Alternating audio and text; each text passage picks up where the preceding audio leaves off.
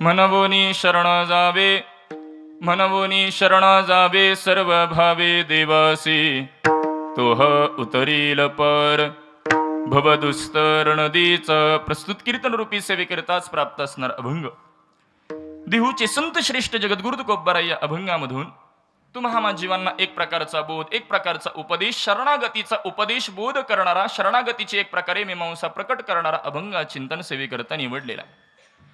चिंतनाला सेवेला प्रारंभ करण्यापूर्वी थोडासा परिहार देणं अगत्याचं आहे. समस्त ग्रामस्थ वडमणी इथलं भजनी मंडळ असतील, भाविक मंडळी असतील, गावातील सर्व युवक तरुण मंडळी असतील, सर्व ज्येष्ठ मंडळी असतील, सर्वांच्याच यथोचित अशा सहकार्याने संपन्न होत असलेला हा प्रातिवार्षिक नाम महोत्सव, ज्यांच्या कृपाशीर्वादाने हा उत्सव संपन्न होतोय, परमपूजनीय परमश्रद्धेय प्रातस्मरणीय श्री श्री श्री दयानंदपुरीजी स्वामी महास्वामीजी महाराज, त्याच पद्धतीने ज्यांच्या प्रेरणेतून हा उत्सव संपन्न होतोय, परमादरणीय हरिभक्तीपरायण नवनाथ महाराज चिणके, आणि त्याच पद्धतीने ज्यांच्या शुभ संकल्पनेतून आणि मार्गदर्शनातून हा उत्सव संपन्न होतोय, परमादरणीय हरिभक्तीपरायण श्रद्धेय नामदेवजी महाराज लबडे यांच्या प्रेमातून स्नेहातून हा उत्सव संपन्न होते. आणि आजची ही सेवा त्यांच्याच आज्ञेने ही सेवा माझ्यासारख्या एका सर्वसामान्याकडे सोपवण्यात आली. तद्निमित्ताने कीर्तनाकरता उपस्थित आहे. शाकंभरी पौर्णिमेनिमित्त चालू असलेला आईसाहेबांचा हा नाम महोत्सव आहे आणि म्हणून आपण शरणागतीच्या माध्यमातून थोडंफार आईसाहेबांची सेवा करावी या हेतूने मी अभंग निवडलेला आहे.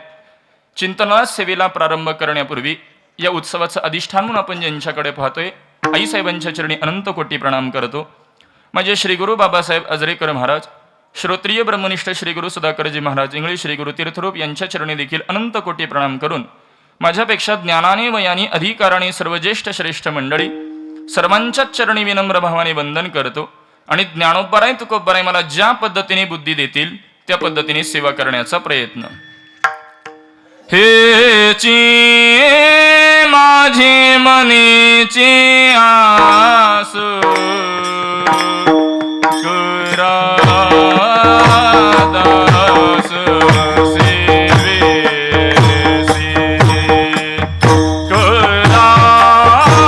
दास सेवेसी, दास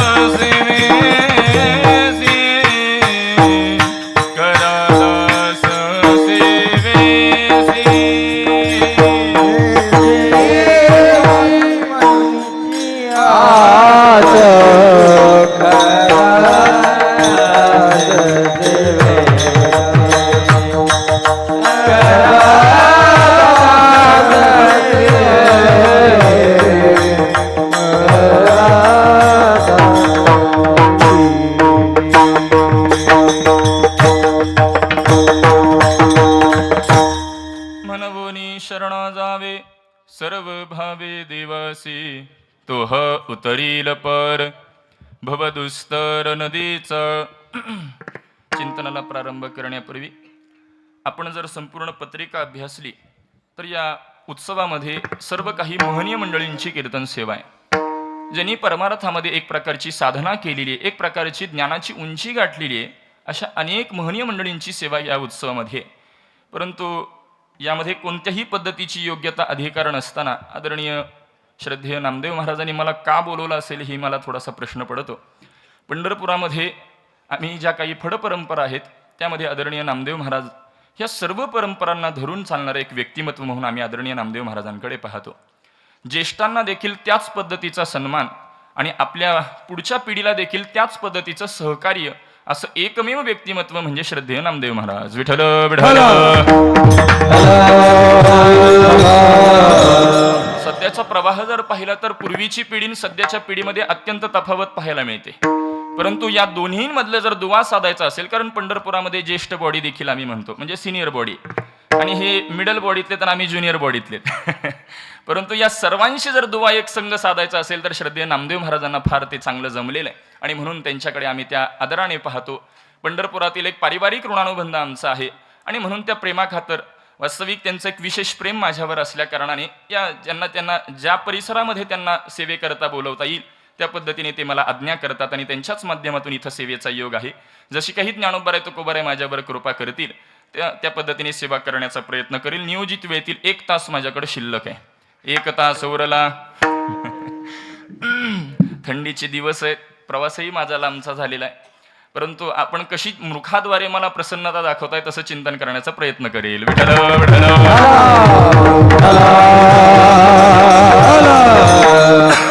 जगद्गुरु तुकोबाराय या अभंगामधून तुम्हाला एक प्रकारचा बोध करतायत, उपदेश करतात.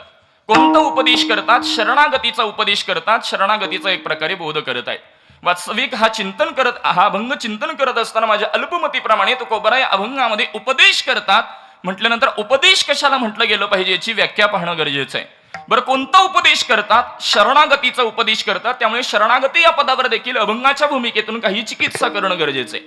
आता उपदेश या पदाची जर आपण व्याख्या पाहिली तर शास्त्रामध्ये याची व्याख्या अशी प्रतिपादन केलेली आहे, सर्वज्ञाने अल्पज्ञानाला केलेला हितबोध याला उपदेश म्हणतात. मग महाराज सर्वज्ञ कोणाला बोलावं, अल्पज्ञ कोणाला बोलावं हा स्वतंत्र चिंतनाचा विषय आहे. तरीही पटण्याकरता बोलायचं झालं तर एखाद्या वरिष्ठाने कनिष्ठाकरता हिताचं बोलणं, कल्याणाचं बोलणं, उद्धाराचं बोलणं याला उपदेश बोलतात. मग सध्याच्या भाषेमध्ये वरिष्ठ कनिष्ठ हे देखील शब्द लोप पावले. म्हणून अगदीच लौकिक व्यावहारिक बोलायचं झालं तर एखाद्या मोठ्या व्यक्तीने लहानाकरता कल्याणाचं बोलणं, उद्धाराचं बोलणं, हिताचं बोलणं याला उपदेश म्हटलं जातं. एखादा म्हणेल महाराज आम्ही प्रापंचिक मंडळी आहोत, प्रपंच करताना दररोज कोणाला ना कोणाला तरी आम्ही हिताचं सांगतोच, त्याला उपदेश नाही का बोलता येणार? तर त्याला उपदेश म्हणता येत नाही. पटवून देतो एकदा उदाहरणाद्वारे. बघा, एक गृहस्थ आहे, काही काम आटोपून वगैरे आपल्या घरी आलेला आहे. आल्याबरोबर त्याचा मुलगा निदर्शनास येतो आणि त्या मुलाला सांगतो, अरे बाहेर जाऊन एखादी दुकानातनं काडीपिटी घेऊन ये. मला सांगा त्या काडीपिटी आणण्यामध्ये त्या मुलाचं काही हित आहे, कल्याण आहे की उद्धार आहे? आता काडीपिटी कशाला आणायला सांगितली त्यात विस्तार करत नाही, ते समजून जावा. मुलगा ऐकणारा लहान आहे, वडील सांगणारे मोठे आहेत, तरीही त्याचं कसल्याही पद्धतीचं कल्याण नसल्या कारणाने त्याला उपदेश म्हणता येत नाही. म्हणून तुम्हामांचं कल्याण हित आणि उद्धार करणारे केवळ आणि केवळ संत महात्मे. म्हणून अभंगामध्ये तुकोबाराय बोध करतात. म्हणून तुकोबारायांचा मोठेपणा पाहिला तर अनुरेनुया थोकडा तुका आकाश एवढा. तुकोबारायांची तुलना कोणासोबत करतात? तुका आकाश एवढा. मला सांगा ते आकाश किती मोठं आहे? आकारमानात सांगता येतं का हो? एवढा आहे, तेवढा आहे. आकाश नावाचा व्यक्ती सांगता येईल किती मोठा आहे, मात्र आकाश किती मोठा आहे आकारमानामध्ये सांगता येत नाही. त्याच्यासाठी आपण पद वापरतो की ते व्यापक आहे. आणि वेदांतामध्ये त्या तत्वाबाबत विचार मांडत असताना विधेय विशेषण आणि निषिद्धी विशेषण मांडली. त्यामध्ये विधेय विशेषणाचा विचार मांडत असताना जे व्यापक आहे त्याला ब्रह्म असं संबोधलं जातं.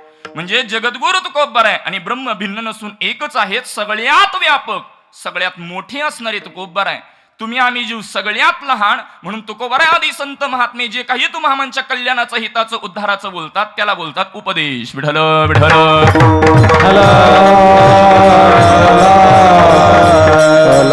बरं, कोणता उपदेश तुकोबाराय करतात? अभंगामध्ये शरणागतीचा बोध करताय. मग महाराज शरण जाण्याचा अधिकारी कोण आहे? शरणागती हा विषय, शरण गेल्यानंतर आम्हाला मिळणार काय आहे, म्हणजे प्रयोजन काय आणि शरणागतीचा संबंध काय? वेदांतातील अनुबंध चतुष्टयाच्या माध्यमातून याचा विचार करता येईल. तसे तर 3 प्रकारचे चतुष्टय आपल्याला शास्त्रामध्ये पाहायला मिळतात. एक आहे अंतःकरण चतुष्टय, दुसरा आहे साधन चतुष्टय आणि तिसरा आहे ते अनुबंध चतुष्टय. अंतःकरण चतुष्टय, अंत म्हणजे आत, करण म्हणजे इंद्रियन, चतुष्टय म्हणजे 4. आतली 4 इंद्रिय मन, बुद्धी, चित्त आणि अहंकार याला अंतःकरण चतुष्टय बोललं गेलं. याच्या पुढे जाऊन आणखी ज्ञानाचा अधिकारी सांगत असताना शास्त्रामध्ये याची संकल्पना अशी आहे, मला विक्षेप जाको नाही किंतु एक अज्ञान वहच वसाधन सहित सोनर अधिकृत मतिमान. पंडित निश्चलदाजींनी केलेली व्याख्या आहे. बघा, ज्यांनी निष्काम कर्म करून मलदोषाची निवृत्ती केली, निष्काम उपासनेने विक्षेप दोषाची निवृत्ती केली, आवरण ज्याचं शिल्लक आहे, आणि जो 4 साधनाने युक्त आहे, चव साधन म्हटलं गेलं. मग ती साधन चतुष्टय आता कोणती? तर विवेक, वैराग्य, समाधी, षटसंपत्ती आणि मुमुक्षुता. आता विवेक कशाला म्हणावं? आत्मा अनात्मा को भिन्न करके जाणाना सुविवेक आहे. चांगलं काय, वाईट काय, सार काय, असार काय ही ओळखण्याची जी वृत्ती आहे त्याला विवेक म्हणतात. नाही का पटलं? व्यावहारिक बोलतो. गुरुजी विनोदाने पाठात दृष्टांत देत असतात. एखाद्याने आपल्याला 10 वेळा जरी चहा पाजला तर आपण एकदाही पाजायचा नसतो, हे ज्याला कळतं त्याला विवेक बोला. विठ्ठल विठ्ठल.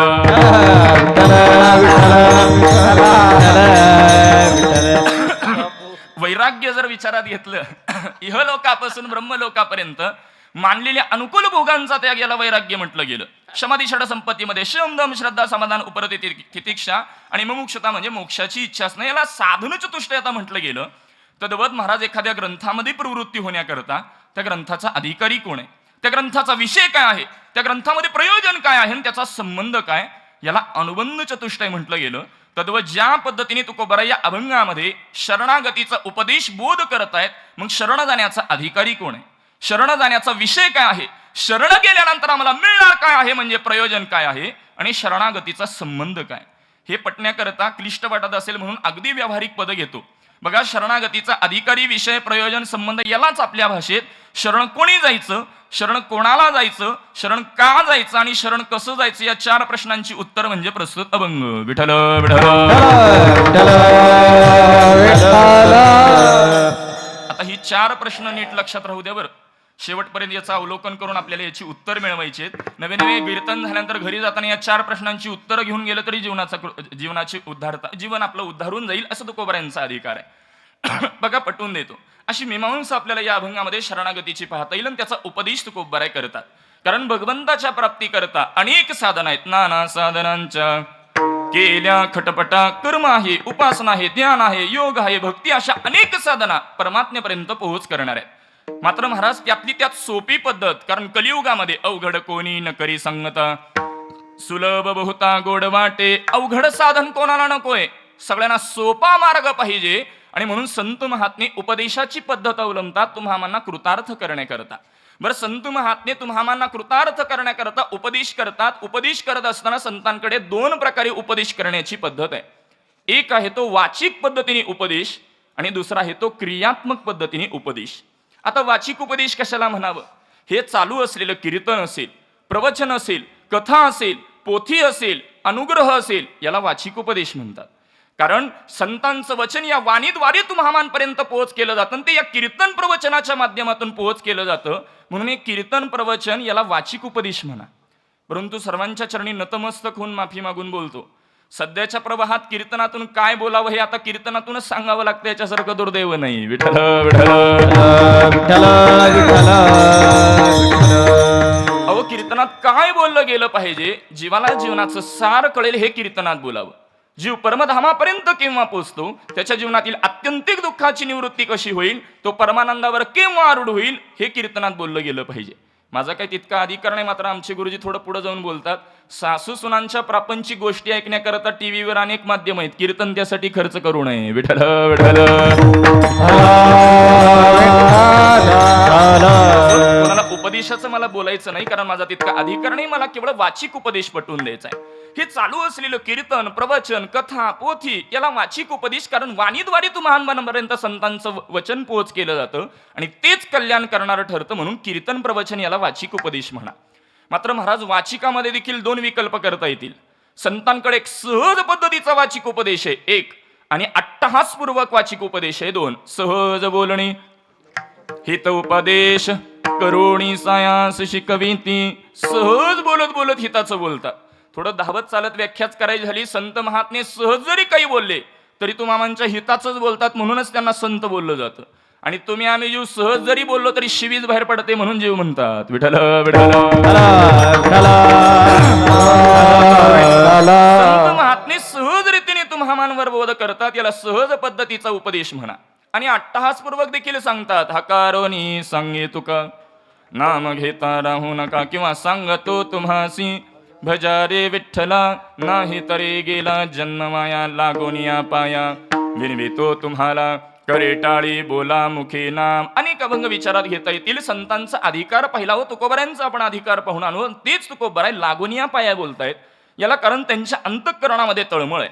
तुम्हाला कृतार्थ करावं, परमधामापर्यंत पोहोचवावं म्हणून अट्टहासपूर्वक संत महात्मे सांगतात. मात्र यातला सिद्धांत असा आहे, संत महात्म्यांनी सहज पद्धतीने वाचिक उपदेश करू द्या किंवा अट्टहासपूर्वक वाचिक उपदेश करू द्या, परिणाम मात्र कायम हा सिद्धांत आहे. मी पुन्हा एकदा अवलोकन करतो. संतांनी सहज बोलू द्या किंवा अट्टहासपूर्वक प्रतिपादन करू द्या, परिणाम कायम आहे हा सिद्धांत आहे. दृष्टांताने पटवून देतो. बघा, एखाद्याने मुद्दामून दुसऱ्याला त्रास व्हावा म्हणून विंचू काहीतरी पकडला. आता काही मंडळी त्रास देण्याकरता जिथं आलेले असतात तो भाग सोडून द्या. विंचू काहीतरी पकडला, त्याची बूट चप्पल कशामध्ये तरी तो ठेवला. मला सांगा, मुद्दामून विंचू ठेवला आणि त्यांनी एखाद्या वेळेला दंश केल्यावर वेदना जास्त होतात का चुकून विंचवाने दंश केल्यावर वेदना जास्त होतात? तुमच्याकडे विंचू नाही का? थोडा संवाद राहू द्या. का कीर्तनात भोजनाचा आनंद नाही ना सुरू? मग दोनदा विचारायला लागू नये. किंवा उदाहरण पटलं नसेल तर बदलून म्हणतो, तुमच्याकडे अगरबत्ती मुद्दामून पळवल्यावर जास्त पळते का चुकून पळल्यावर जास्त पळते? अगरबत्ती मुद्दामून पळू द्या किंवा चुकून पळू द्या, परिणाम तद्वत संतांनी सहज बोलू द्या किंवा अट्टहास पद्धतीने उपदेश करू द्या, परिणाम मात्र कायम आहे. विठ्ठल विठ्ठल.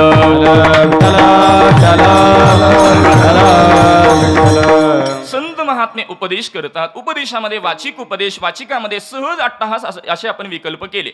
मात्र परिणाम कायम आहे हा सिद्धांतही पाहिला. मात्र वेदांताच्या परिभाषेमध्ये आणखी विचार करायचा झाला तर संतांकडे अन्वय पद्धतीचा एक उपदेश आहे आणि व्यतिरेक पद्धतीचा एक उपदेश. अन्वय म्हणजे असणे, व्यतिरेक म्हणजे नसणे. असणे, आता याच्याकरता शास्त्रामध्ये दोरीचा फुलांच्या ठिकाणी अन्वयन, फुलांचा दोरीच्या ठिकाणी व्यतिरेक हा शास्त्रीय दृष्टांत आहे. मात्र वाङ्मयाद्वारे पटवून द्यायचं झालं तर किंवा अजातवाद सांगतात, एकमेव द्वितीयम नेहणानास्ति किंचन, तो एकमेव परमात्मा आहे हे सांगणं अन्वय पद्धत आहे. आणि त्याला सोडून बाकीचं जगत मृग जड व्रत जाईल रजा, याला व्यतिरेक पद्धत म्हणतात. असा अन्वय व्यतिरेकाचा एक विचार आपल्याला करता येईल. किंवा आणखी वाङ्मयाद्वारे बोलायचं झालं तर तो एकमेव सुखाचा दाता आहे, सर्व सुखाचे अगर बाप रखुमा देवीवर, तो एकमेव आहे आणि त्याच्याशिवाय सुखच मिळू शकत नाही. ते नेविन जीवा सुख नोहे, आणि तो एकमेव आहे. किंवा बघा, सुखा लागी करीसी तळमळ तरी तू पंढरीसी जाय एक वेळ, मग तो अवघाची सुखरूप होसे, जन्मोजन्मीचे दुःख विसरसे. या प्रमाणावर आजोबा कीर्तनात फार गोड बोलायचे.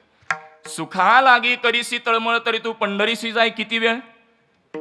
एक वेळ. महाराज, आम्ही महिन्याला पंढरपूरला येतो तरीही सुख मिळत नाही. आमचे आजोबा असं बोलायचे, महिन्याला पंढरपुरात येऊन जर बैलाच्या बाजारात फिरलं तर केव्हा सुख मिळेल? विठ्ठल विठ्ठल विठ्ठल विठ्ठल. तो एकमेव आहे हे सांगणं अन्वय पद्धत आहे. ते त्याच्याशिवाय दुसरं जगत, याचा व्यतिरेक पद्धतीने एक विचार करता येईल. किंवा व्यतिरेक करता नाथ महाराजांचं गोड प्रमाण आहे, भक्ती प्रेमामीण ज्ञान नको देवा. मला भक्ती प्रेमाशिवाय ज्ञान नको म्हणजे ज्ञानाचा निषेध नाही, याच्याशिवाय ते नको म्हणजे याच्या साहित्य हवंय, याला व्यतिरेक पद्धत बोलतात. हे वाचिक उपदेशाचा आपण विचार केला. मात्र संतांकडे महाराज वाचिकापेक्षा आचरणाला महत्व असतं. संत महात्मे बोलण्यातून कमी आणि आचरणाद्वारे तुम्हाला जास्त बोध करतात. म्हणजे संतांकडे बोलणं हे कमी आहे आणि आचरण जास्त. तुम्हामांकडे बोलणं जास्त आणि आचरण कमी म्हणू का नाहीच म्हणू? आम्हालाही वाटतं आमच्यासारखे कीर्तनकार आम्हीच, पण आम्हाला 2 तासाचं बोलणं घडतं. उरलेल्या 22 तासात आम्ही काय करतो कोणाला ठाऊक नसतं. मात्र संतांचा विचार केला तर तैसे संत जगी क्रिया करुणी दामिती अंगी. किंवा आम्ही वैकुंठ वासी, आम्ही वैकुंठ वासी, आम्ही वैकुंठ वासी,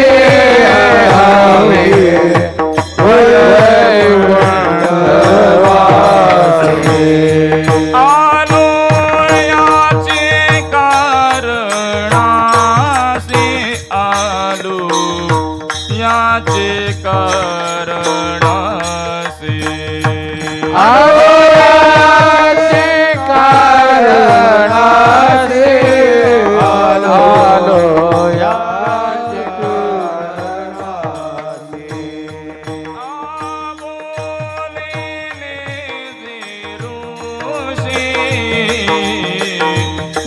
बोलिले जे ऋषी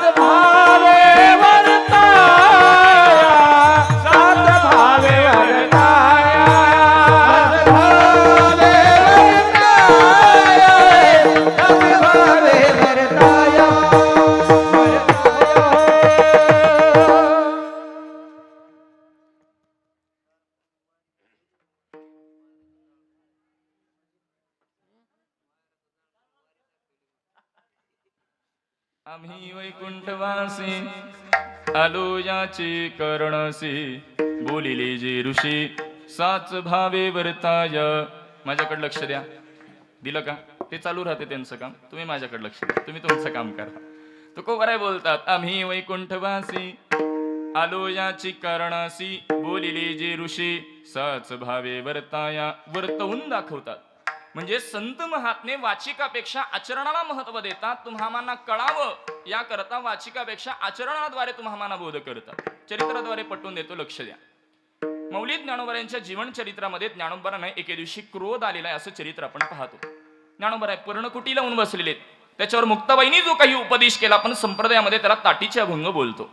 मला सांगा खरंच ज्ञानोबरांना क्रोध राग आलेला होता का? अहो ज्या ज्ञानोबरांचं केवळ नामचिंतन केलं तर आपला राग गळून पडतो. त्या ज्ञानोबरांना क्रोध राग येईल नाही महाराज. ज्ञानोबरा एक प्रकारची भूमिका घेतात. तुम्हामांना कळावं की ज्ञानी मंडळींनी वेळोवेळी आत्मपरीक्षण करण्याची गरज आहे. कारण त्याची कारण मीमांसा ज्ञानोबरा बोलतात. नवल अहंकाराचे गोठी विशेषण लागे अज्ञाना पाठी सज्ञानाचे झोंबे कंठी नाना संकटीना चवी. अहंकार तो अज्ञानाच्या पाठीमागं लागत नाही मात्र ज्ञानवंतांच्या पाठीमागं लागल्याशिवाय राहत नाही. म्हणून त्यांनी वेळोवेळी आत्मपरीक्षण केलं पाहिजे हे तुम्हामांना कळावं याकरता ज्ञानोबरांनी पर्णकुटी लावली होती. याला क्रियात्मक उपदेश बोलतात. उदाहरण चरित्र भाग बदलून मानतो. भक्त शिरोमणी नामदेवराय. नामदेवराय यांच्या जीवन चरित्रामध्ये नामदेवराय सकल संत मांदियाळीमध्ये कच्चे ठरवण्यात येतात. अहो नामदेवराय खरंच कच्चे असते तर सुरुवातीलाच भगवंताने जवळ केलं नसतं. मात्र नामदेवराय एक भूमिका घेतात. तुम्हामांना कळावं या देहाला आल्यानंतर गुरु केल्याशिवाय तरण उपाय नाही. आणि म्हणून नामदेवरायांना विसोबांकडे पाठवलं. याला क्रियात्मक उपदेश म्हणतात. आणखी नाही पटलं का? व्यवहार बोलतो. तुमच्या टीव्ही पाहता का? टीव्ही मी हरिपाठ करता का म्हणून नाही विचारलं. टीव्ही पाहतो आपण. आता टीव्हीवर एखादा चित्रपट चालू असेल आणि चित्रपटामध्ये एखादा जर मृत झालेला असेल तर मृत झालेला मेलेला खरा असतो की खोटा असतो? खोटा असतो. त्याच्या आसपास रडणारे खरे असतात खोटे असतात? आसपास रडणारे खोटे असतात. तरी देखील काही मंडळी ते दृश्य पाहून इतर रडतात. मुद्दा एवढाच पटवून द्यायचा आहे. मृत झालेला खोटा आहे, आसपास रडणारे खोटे आहेत. मग ते काय करतायत?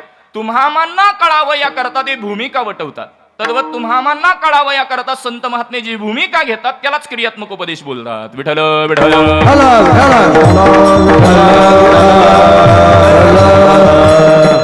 संत महात्मे वाचिक उपदेश करतात, वाचिकापेक्षा आचरणाला महत्व देतात, क्रियात्मक बोध करतात. क्रियात्मक करत असताना देखील अधिकार तैसा करू उपदेश किंवा अधिकार तैसा दावेला मार्ग, दोन्ही अभंग विचारात घेता येतील. संत महात्मे अधिकारानुरूप बोध करतात.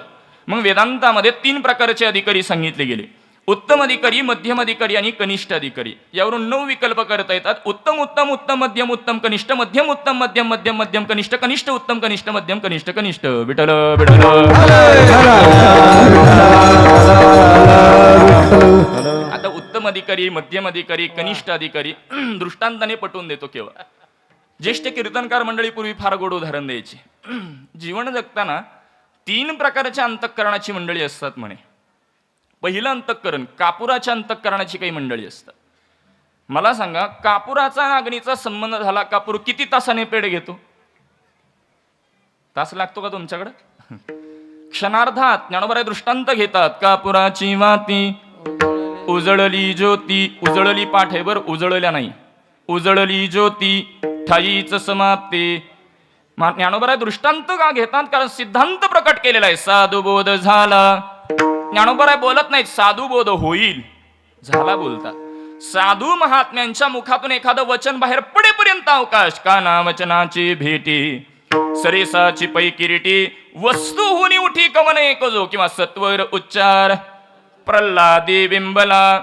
म्हणजे मुखातून एखादं वचन बाहेर पडलं, कानावर पडता क्षणी तो कृतार्थ होतो. जसा कापुराचा नागणीचा संबंध झाल्यावर तो क्षणार्धात पेढ घेतो, तद्वत उत्तम अधिकारी हा क्षणार्धात कृतार्थ होतो. कापुराच्या अंतःकरणाची मंडळी उत्तम अधिकारी आहेत. मध्यम अधिकारी गौरीच्या अंतःकरणाची मंडळी असतात. इकडे गौरीच म्हणतात ना, शहरात पटवून द्यावी लागते कारण वर्षातून एकदाच असते. गौरीचा नागरीचा संबंध झाला, गौरी पेढ घेते का? पेढ घेते नाही. बरं विजते का? विजत नाही. त्याला काय बोलतात? आपल्याकडे पंढरपुरात त्याला धुपसत बसणं बोलतात. थोडंसं माफी मागून बोलू. बऱ्यापैकी परमार्थात आपला असंच चालू आहे, धडपेटही घेत नाही आणि विजतही नाही. विठ्ठल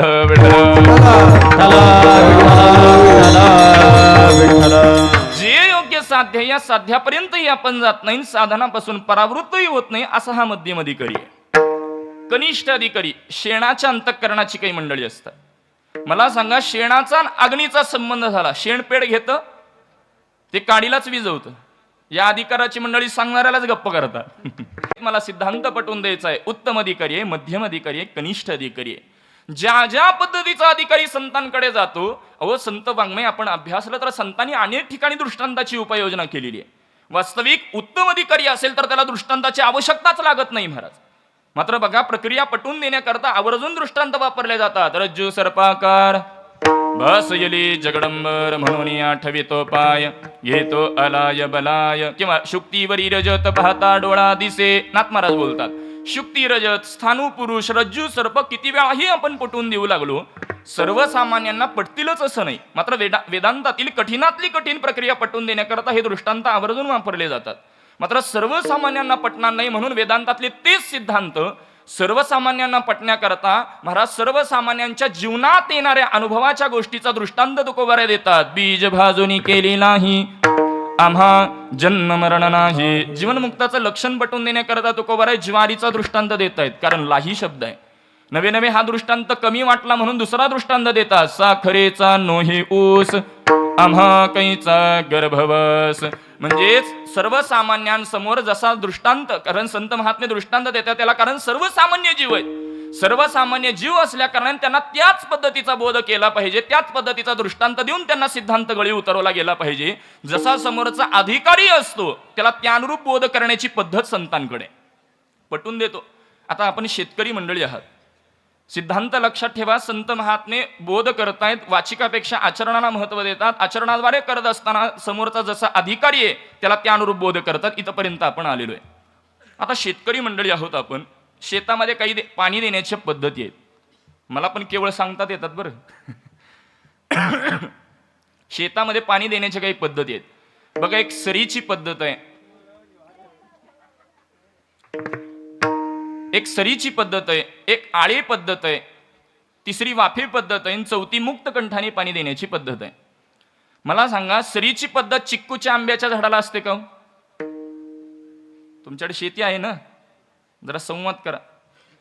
सरीची पद्धत चिक्कूच्या आंब्याच्या झाडाला असते नाही. ऊसाचं पीक म्हटलं की सरीची पद्धत, चिक्कू आंबा फळं म्हटलं की आळे पद्धत, पालेभाज्या म्हटलं की वाफे पद्धत, आणि ज्वारीसारखं पीक असेल तर मुक्त कंठाने पाणी देण्याची पद्धत. आता लक्ष द्या, आपल्याकडे ऊसाचं पीक म्हटलं की सरीची पद्धत ही ठरलेली आहे, पालेभाज्या म्हटलं की आळे पद्धत ठरलेली आहे, चिक्कू आंबा फळ पालेभाज्या म्हटलं की वाफे पद्धत ठरलेली आहे, चिक्कू आंबा फळं म्हटलं की आळे पद्धत ठरलेली आहे. म्हणजे ज्या पद्धतीने आपण पीक पाहून पाणी देण्याची पद्धत ठरवतो, तद्वत संत महात्मे तुम्हा माणसा अधिकार पाहून उपदेश करण्याची पद्धत ठरवतात. विठ्ठल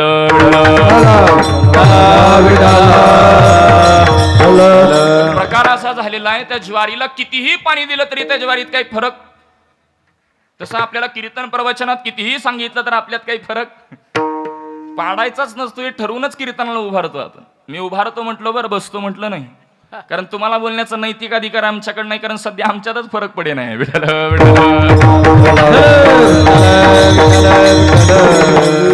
विनोदाचा भाग सोडून द्या, मला सिद्धांत पटवून द्यायचा आहे. संत महात्मे आचरणारूप तुम्हाला बोध करतात. करत असताना तुम्हाला जसा अधिकार आहे त्यानुसार त्याला बोध करतात. आपण उत्तम मध्यम कनिष्ठ असे 9 विकल्प त्यातून आपण पाहून आलो. मात्र कल्पना करा, एक साधक तुकोबारांकडे गेला आणि महाराजांना बोलू लागला, महाराज तुम्ही शरण जाण्याकरता आम्हाला सांगताय, तुम्ही शरण गेला आहात की नाही? तुकोबाराय अनुभव व्यक्त करतात. शरणागत झालो ते नेहमीपणा मुकलो. झालो म्हणजे भूतकाळ, मी शरण गेलेलो आहे आणि त्याचा परिणाम ते नेहमीपणा मुकलो. आणि म्हणून तुम्हा मान करताय, एका पदाची उपाययोजना करतायत तुकोबाराय. आल्यानो संसारा उठावे ग करा, आल्यानो संसारा उठावे ग करा, आल्यानो संसारा उठावे ग करा, आल्यानो संसारा उठावे ग करा.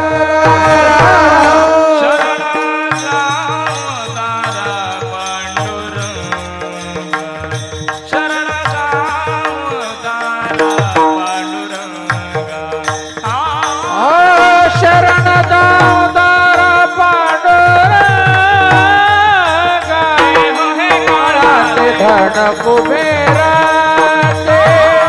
हे है काळात धन कुबेरा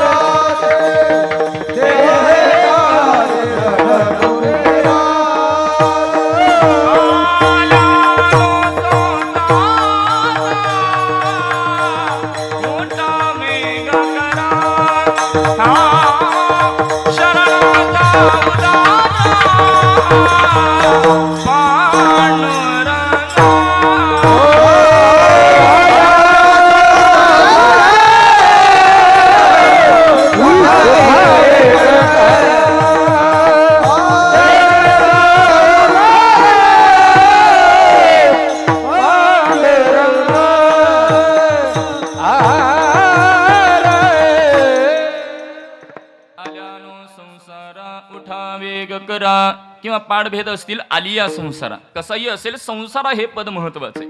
मी पुन्हा एकदा अवलोकन करतो. आपण अभंगाचं चिंतन करत असताना उपक्रमालाच एक 4 औषधकांचा विचार केला होता. शरण जाण्याचा अधिकारी कोण आहे, शरण जाण्याचा विषय काय आहे, शरण गेल्यानंतर मिळणार काय म्हणजे प्रयोजन काय, आणि शरणागतीचा संबंध काय, हे पटण्याकरता अगदी व्यावहारिक शब्द घेतले होते. 4 प्रश्न लक्षात आहेत का सुरुवातीचे? शरण कोणी जायचं, शरण कोणाला जायचं, शरण का जायचं आणि शरण कसं जायचं, या 4 प्रश्नांची उत्तरं घ्यायची. यातल्या पहिल्या प्रश्नाचं उत्तर तुकोबाराय देतात, शरण कोणी जायचं, शरण जाण्याचा अधिकारी कोण आहे? आल्यानो संसारा, जो संसाराला आलेला आहे त्यांनी शरण जायचं. एखादा म्हणेल महाराज आम्ही आणखी चतुर्भुजच झालो नाही. चतुर्भुज समजतं ना इकडं. एखादा म्हणेल आमचा आणखी विवाहच झाला नाही, आम्ही शरण जायचं की नाही? कारण संसार पदाची व्याख्या व्यवहारामध्ये बायका मुलांचा पसारा 4 भिंतींच्या आतल्या व्यवहारात संसार म्हटलं जातं. पारमार्थिक दृष्ट्या जर विचार केला तर कर्तृत्व भोक्तृत्व ज्याच्याकडे त्याला संसार बोला 1, उपजन आणि निमन ज्याच्याकडे त्याला संसार म्हणा 2, जो देह तादात्म्याने जगतो त्याला संसार बोला. 3 पंचक्लेशासहित अविद्या, अस्मिता, राग, द्वेष, अभिनिवेश याने जो युक्त आहे त्याला संसार बोला. 4 नवे नवे ज्याचं स्वरूपच उलट आहे त्याला संसार बोला.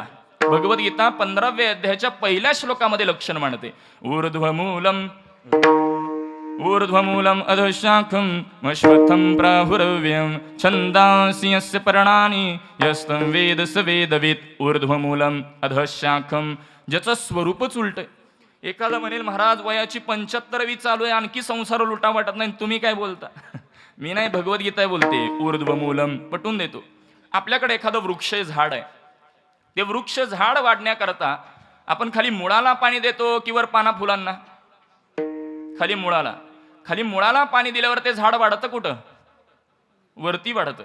देहरूपी वृक्ष वाढण्याकरता खाली पायावर पाणी टाकता की वर मुखात? वर मुखात. हा वाढतो कुठं? यालाच उलटा बोलतात. विठ्ठल किंवा भगवत पूज्यपाद आद्य जगद्गुरु शंकराचार्य प्रतिपादन करतात. पुनरपि जननम पुनरपि मरणम पुनरपि जननी जठरे शयनम इह संसारे. दर्शक सर्वनामय अंगुली निर्देश केला, याला संसार बोला. कशाला? जो पुन्हा पुन्हा पुन्हा पुन्हा पुन्हा पुन्हा जन्मतो आणि पुन्हा पुन्हा मरतो. म्हणजे एखाद्याचा विवाह होऊ द्या तर न होऊ द्या, जो या देहाला आलेला आहे असा प्रत्येक जण संसारी आहे. बघा, शरण जाण्याचा अधिकारी कोण आहे याचा आपला विचार चाललाय की शरण जायचं कोणी? जो देहाला आला. कारण महाराज 4 प्रकारची योनी आहे, जारद, उद्भिज, स्वेदज आणि अंडज. सायन्सने 3 प्रकारामध्ये विभागलं, जलचर, भूचर आणि खेचर. संत वाङ्मयामध्ये त्याला 84 लक्ष प्रकार मांडले. मात्र विचार जर आपण सूक्ष्म केला तर याची देही घडे किंवा याची जन्मी घडे कसाही पाठ असेल. देवाचे भजन आणि कहे ज्ञान नाही कोटे. भगवंताच्या भजनाचा अधिकार, भज सेवायाम सेवेचा अधिकार, भक्तीचा अधिकार, वारीचा अधिकार केवळ याच देहाला आहे. मला सांगा, कधी वारी करताना भजन करताना गाढव कोणी पाहिलं का? याचा अर्थ जे भजन वारी करत नाहीत त्यांना मला गाढव बोलायचं नाही. मुद्दा एवढाच आहे की भजनाचा अधिकार, वारीचा अधिकार याच देहाला आहे. म्हणजे शरण जायचं कोणी? जो या देहाला आलाय अशा प्रत्येकाने त्या परमात्म्याला शरण गेलं पाहिजे. बघा, पहिल्या प्रश्नाचं उत्तर शरण जाण्याचा अधिकारी जो देहाला आला. मात्र शरण जायचं कोणाला महाराज? आणि शरण जाण्याचा बोध आणखी कोणी करतं की नाही? तुकोबाराय बोलतात, वेद अनंत बोलिला अर्थ तुकाची साधिला. कोणाला शरण जायचं? विठोबासी शरण जावे निजनिष्ठा नाम गावे. आणि वेद अनंत बोलिला असं म्हणताय. म्हणजेच विठोबाला शरण जायचं. का विठोबाला शरण जायचं? कारण ऐका यशस्वी औदार्य ज्ञान वैराग्य ऐश्वर्य हे साही गुणवर्य बसती जेथ. म्हणून तो भगवंतो किंवा षडगुण ऐश्वर्य संपन्न एक भगवंतची जाण विटेवरी ज्याची पाऊले समान तोची एक दानशूर दाता. समचरण असलेला, षडगुणांनी संपसलेला, दानशूर असलेला तो एकमेव परमात्मा आहे. आणि म्हणून त्या विठोबाला शरण जायचं. 2 प्रश्नांची उत्तर मिळाली. शरण कोणी जायचं? जो देहाला आला. शरण कोणाला जायचं? विठोबासी शरण जावे. पण महाराज, शरण आम्ही का जायचं? तुम्ही सांगावं ना आम्ही ऐकावं, तो काळ आता गेला निघून. का मी शरण जावं? भगवद्गीता उत्तर देते.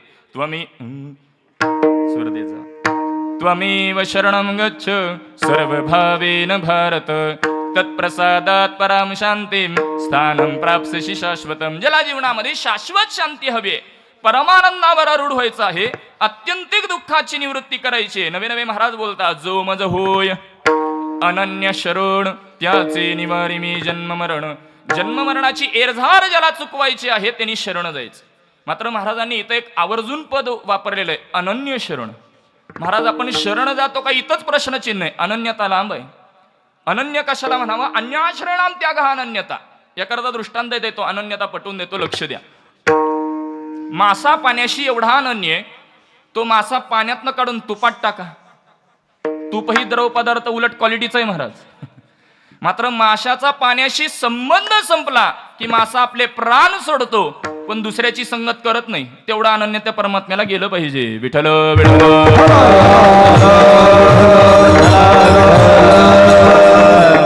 बरं महाराज, आत्ताच्या या वाक्यावर काही मंडळींना पूर्वपक्ष शंका निर्माण होईल. तुम्ही आता वाक्य प्रतिपादन केलं की ज्यांना आत्यंतिक दुःखाची निवृत्ती करायची, आनंद हवा असेल, त्यांनी तुम्ही सांगता की परमात्म्याला शरण जावा. परंतु आम्ही नित्याने कोणत्या ना कोणत्या तरी साधनातून त्या परमात्म्याला शरणच जातो. आमच्या घरातील दररोजची देवपूजा असेल, दररोजची जपमाळा असेल, दररोजचं नित्याचं पारायण असेल, गावामध्ये पंचक्रोशीमध्ये कुठेही उत्सव सुरू झाला तर मिळेल ती सेवा करण्याकरता आम्ही तत्पर आहोत. म्हणजे दररोज नित्याने कोणत्या ना कोणत्या तरी साधनाने आम्ही भगवंताला शरणच जातो. मग तरीही आमच्या जीवनामध्ये दुःख आहे, तरीही संकट आहेत, याची कारण मीमांसा काय? तुम्ही सांगता शरण जावा दुःख निवृत्ती आहे, आणि आम्ही तर नित्याने शरण जातो तरीही दुःख आहे, याची कारण मीमांसा नाथ महाराज बोलतात. केले कर्म झाले त्याची भोगा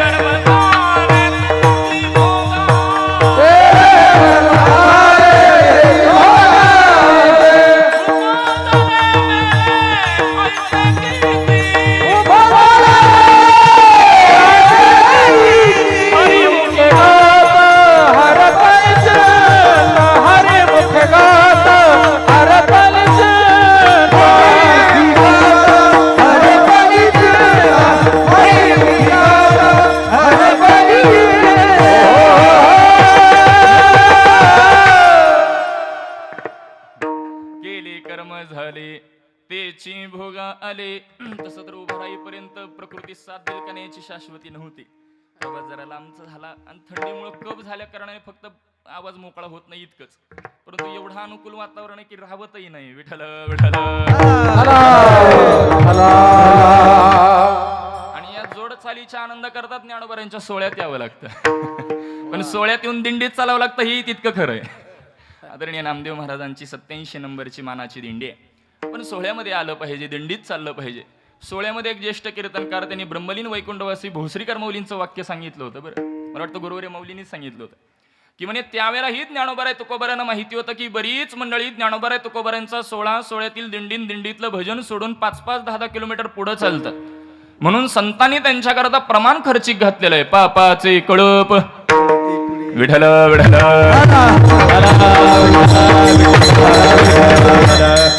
आता आपण कुठल्या यादीत बसतो हे आपल्या आपण ठरवा.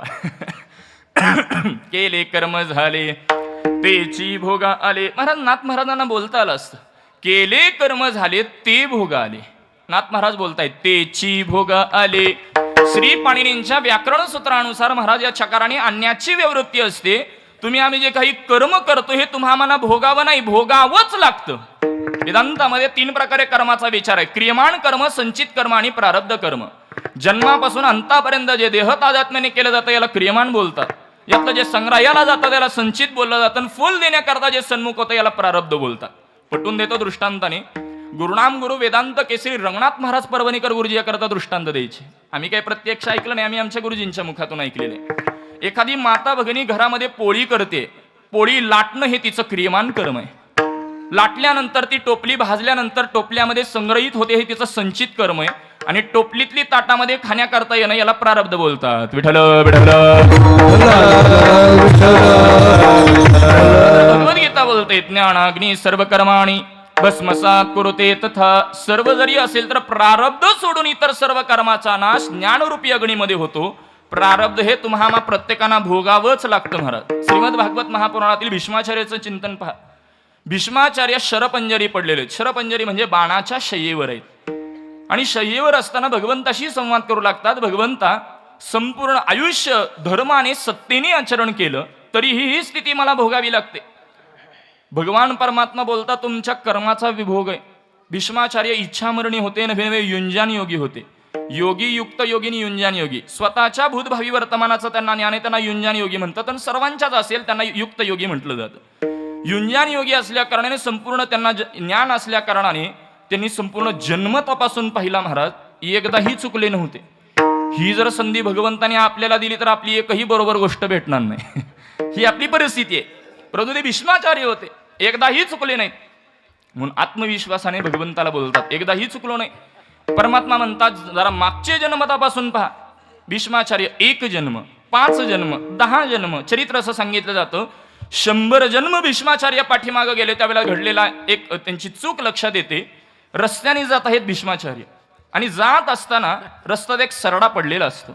आता रस्त्यात पडला, बाजूला टाकावं म्हणून बाणाच्या साह्याने त्याला उचलून बाजूला टाकलं आणि बाजूला टाकल्यानंतर तो काटेरी कुंपणावर पडला आणि त्याच्या शरीरामध्ये काटे टोचले गेले. केव्हा? 100 जन्मा अगोदर. तर 100 जन्मानंतर भीष्माचार्यांना बाणाच्या शय्येवरच पडावं लागलं. अहो, भीष्माचार्यांसारख्यांना जर केलेलं कर्म भोगूनच संपावं लागतं तर तुम्हा माणसं काय? विठ्ठल विठ्ठल.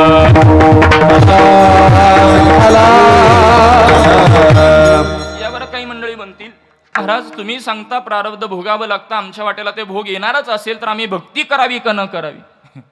काही मंडळी म्हणतात मग आमच्या भक्तीचा भजनाचा उपयोग काय महाराज?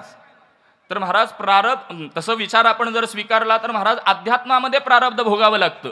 भक्तिशास्त्र याच्या पुढे नाथ महाराज बोलतात एका जनार्दनी भोग प्रारब्धाचा खरे कृपे त्याचा नाश झाला. परमात्म्याची कृपा झाली तर प्रारब्ध संत म्हणजे त्याच्या वेदना परमात्मा आपल्या जवळ पोहोचू देत नाही. मग त्याच्या वेदना न पोहोचण्याकरता महाराज त्याची कृपा होणं गरजेचं आहे परमात्म्याची, आणि त्याच्या कृपेकरता त्याची भक्ती करावी लागते. आपली भक्ती कशी आपण करतो थोडी दाखवतो मात्र. एखादा गृहस्थ जर काशी सारख्या तीर्थक्षेत्राकडे जाऊन आला तर तो आयुष्यभर सांगत फिरतो मी 5 वेळेला काशी केली, काशीला जाऊन आलो एवढाच अर्थ घ्या, मला विपरीताकडे जायचं नाही. म्हणजे केलेलं पुण्य दुसऱ्याला सांगून ते क्षय होतं, परंतु मनुष्याचा गुणधर्म आहे, गुणांचा गौरवाने फिरत बसतो आणि दोष लपवतो. मात्र जर प्रारब्ध संपायचं असेल तर त्याची कृपा व्हावी लागते आणि त्याकरता तेवढीच भक्ती करावी लागते. बघा दृष्टांताने पटवून देतो. एक बाजारपेठ आहे. बाजारपेठेमध्ये भला मोठा असा एक वाडा आहे, त्याची एक काहीतरी दुकान आहे आणि त्याचा एक मालक आहे. काही कामानिमित्त तो बाजारपेठेतून बाहेर पडलेला आहे आणि थोडासा कालावधी गेल्यावर मागून धावत पडत एक नोकर येतो आणि तो बोलू लागतो मालक आपला दुकान पेटलेलं आहे, वाडा पेटलेला आहे. असं म्हटल्यावर तो दुकानाकडे वाड्याकडे धाव घेतो. पाहतो तर काय प्रत्येक जण त्या दुकानाला वाड्याला लागलेली अग्नी आटोक्यात आणण्याचा प्रयत्न करत आहे. कुणी पाईपच्या सहाय्याने प्रेशरनी पाणी मारतं, कुणी बादलीने पाणी मारतं, अन्य साधनाने प्रत्येक जण आग विझवण्याचा अग्नी आटोक्यात आणण्याचा प्रयत्न करतं. मात्र जो दुकानाचा मालक आहे, जो वाड्याचा मालक आहे, तो एक वाटी घेतो, चमचा घेतो आणि चमच्याने पाणी मारू लागतो. किती मिनिटात वाडा विझेल? वाडा विझेल का महाराज? नाही. याला कारण काय? ओ समोर जेवढा अग्नी आहे तेवढ्याच प्रमाणात पाणी मारलं गेलं पाहिजे, त्याशिवाय अग्नी आटोक्यात येणार नाही. हा साधा व्यवहार आहे. तद्वत प्रारब्ध संपण्याकरता प्रारब्ध रूपी भोग जेवढा आहे तेवढीच भक्ती केली पाहिजे. विठ्ठल विठ्ठल.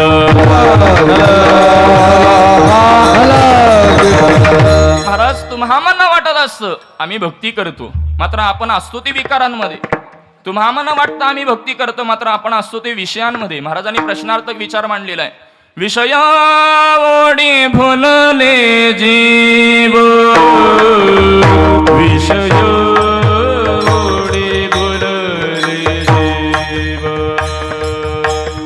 विषया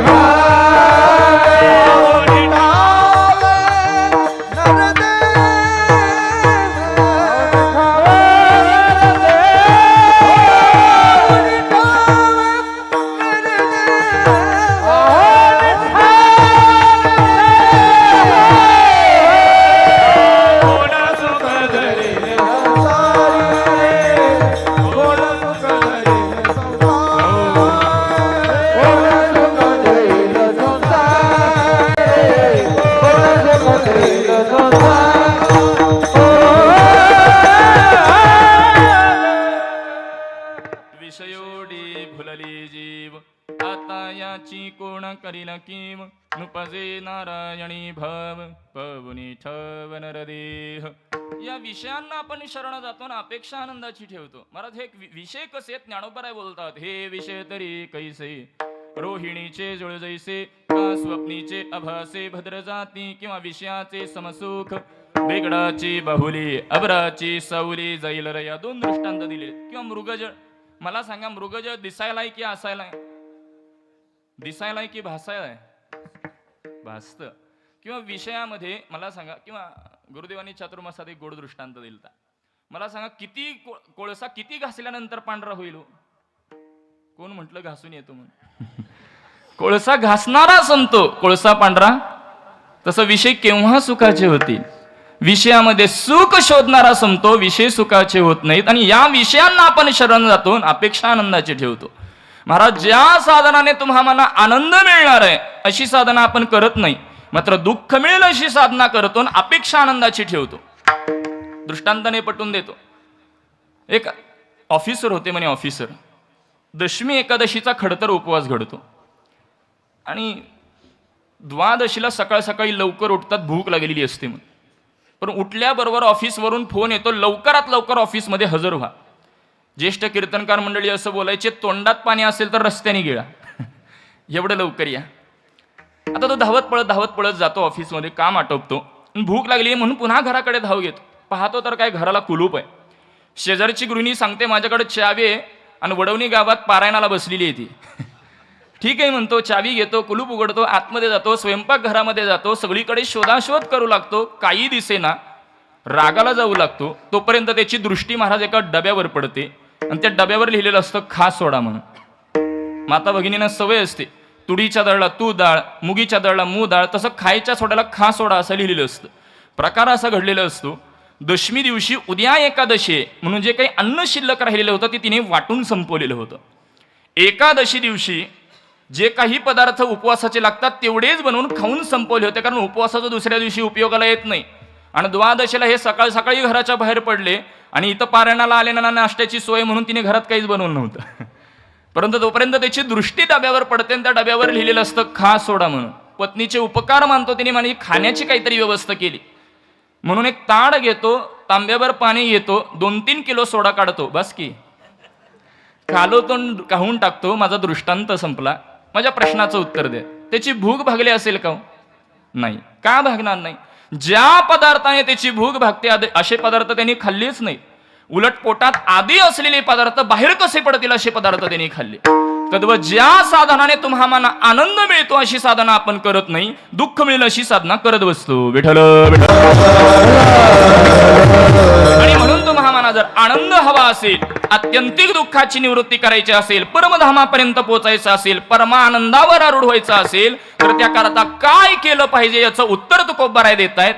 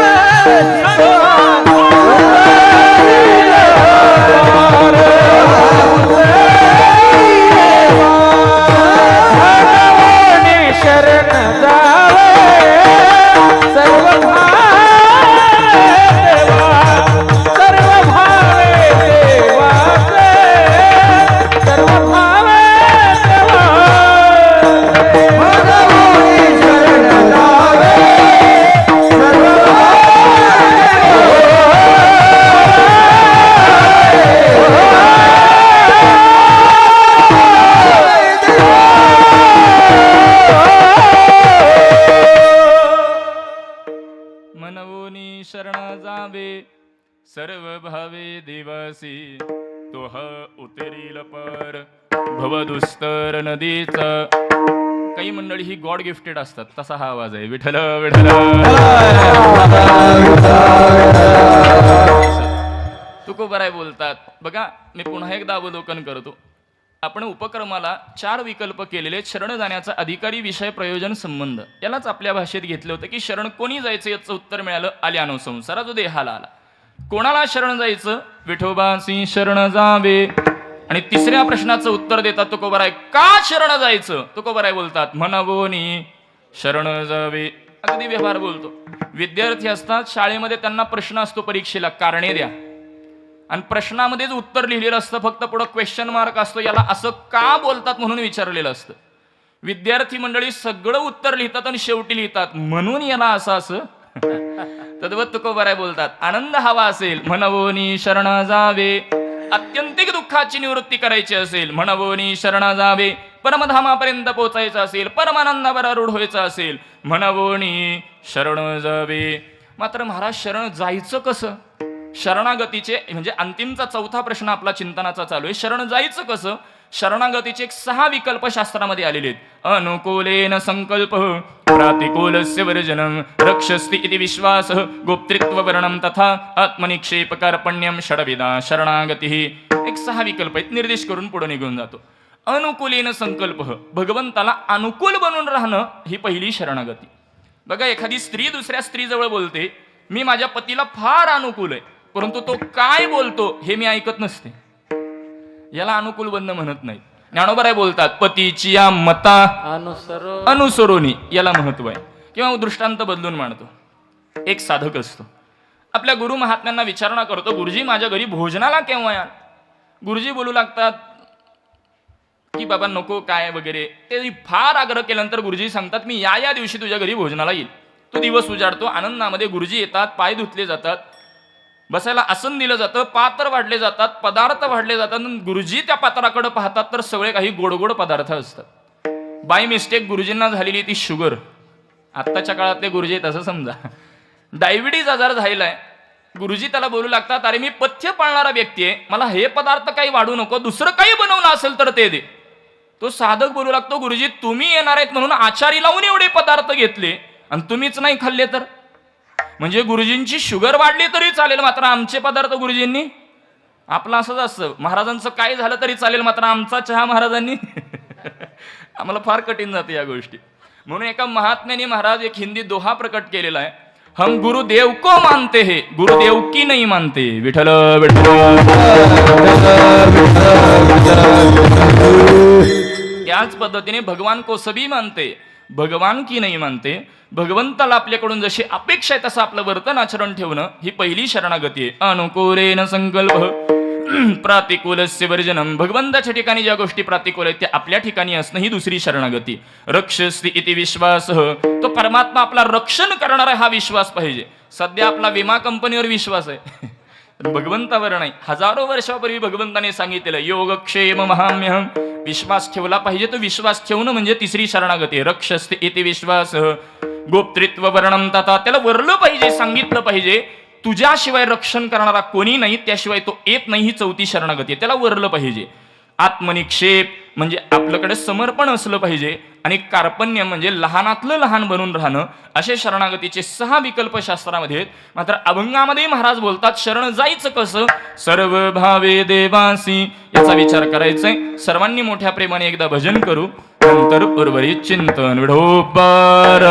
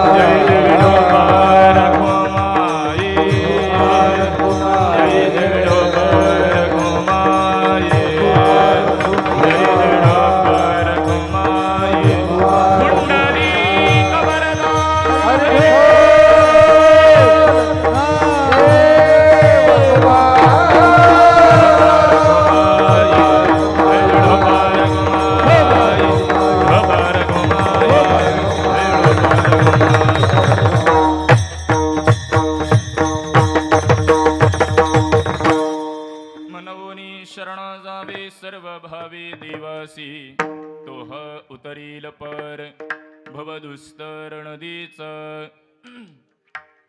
नियोजित वेळेतील 2 मिनिटं माझ्याकडे शिल्लक आहे, परंतु मला सूचना केलेली आहे बोलायला सुरुवात केल्यापासून 2 तास बोला म्हणून. जास्त काही विस्तार करा.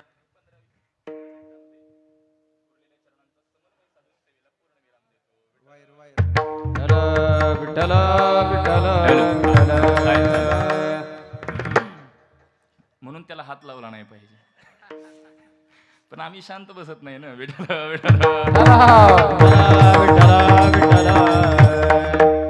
तुकोबराय बोलतात म्हणवोनी शरण जावे. मात्र शरण जायचं कसं? अभंगामध्ये तुकोबराय बोलतात सर्व भावे देवासी. सर्व भावे म्हणजे घरातला सक्का भाऊ, चुलत भाऊ, मावस भाऊ, भ्राता असा त्यातला अर्थ नाही महाराज. सर्व भावे म्हणजे कायीने वाचेने मनानं शरण गेलं पाहिजे. ज्ञानोबराय आणखीन एक पद वापरतात तया अहं वाचा चित्त अंग देवोनिया शरण रेघ. भगवंताला अहंकार देऊनही शरण जाता आलं पाहिजे, किंवा कायेने वाचने मनानं म्हणजे तरी वारी असते महाराज. शरीराकडून चाल घडते, वाणीमध्ये नामचिंतन आणि मानसिकता केवळ माऊलीमय झालेली असते. याला आपल्याला शरणागती स्वीकारता येईल.